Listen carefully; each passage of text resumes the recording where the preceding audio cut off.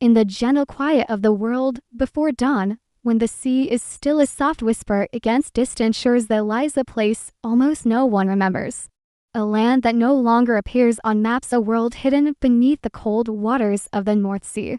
This place, known as Doggerland, once stretched wide and green between Britain and continental Europe.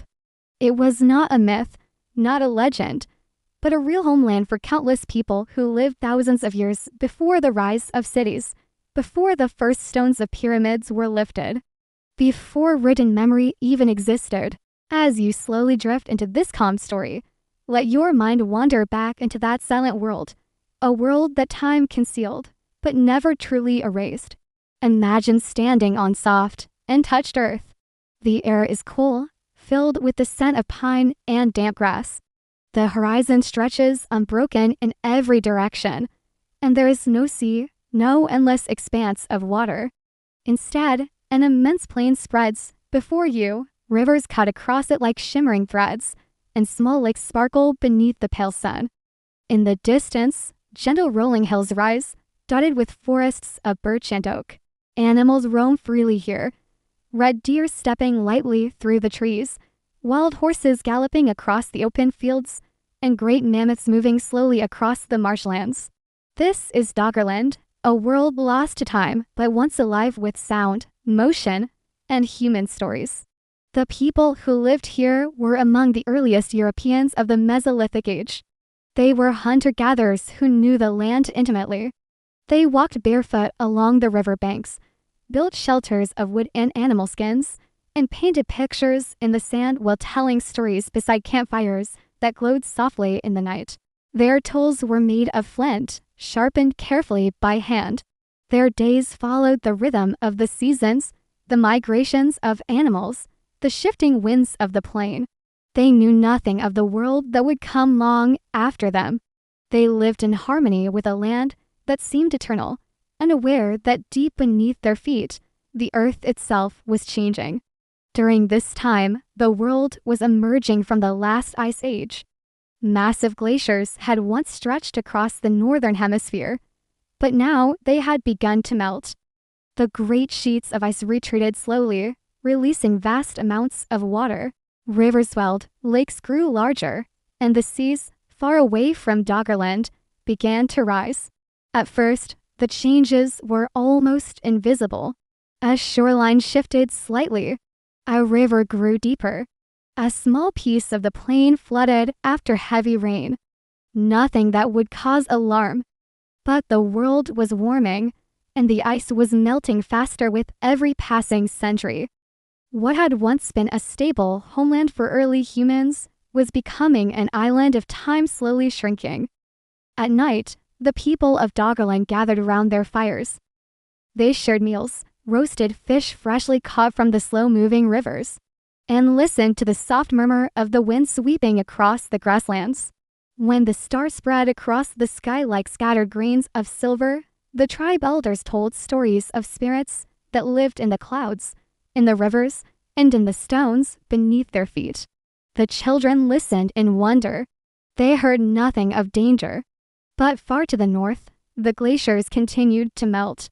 The world was changing, step by quiet step. Over thousands of years, the sea crept inward, first flooding marshes, then swallowing meadows, then taking entire forests.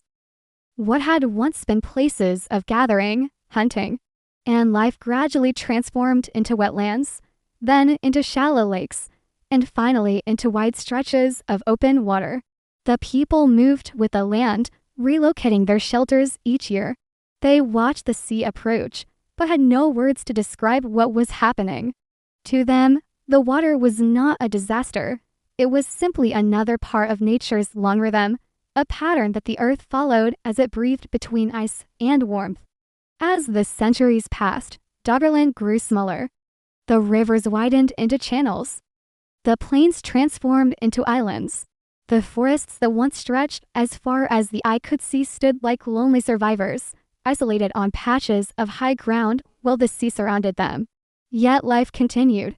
The people adapted. They built boats from hollowed logs, gliding across the expanding waters to hunt and fish. They learned new routes, new rhythms.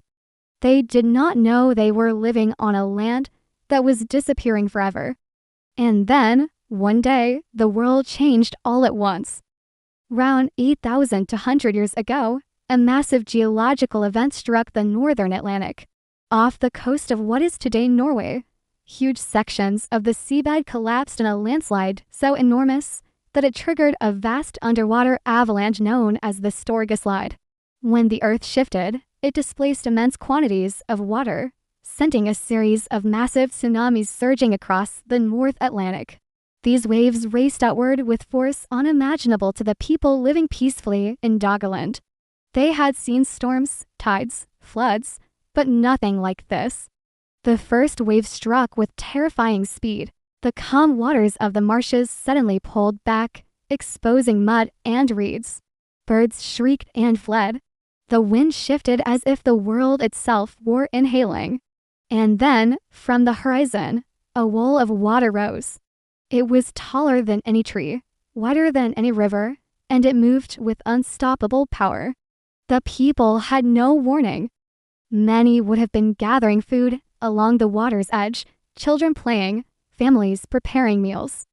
When the wave struck, the world disappeared in a roar of water and shattered earth. Historians believe that the tsunamis may have destroyed large portions of Doggerland in a single day.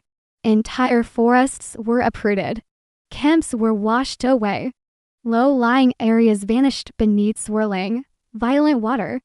The survivors ran toward higher ground, but there was little refuge. The waves came again and again, pushing farther inland each time.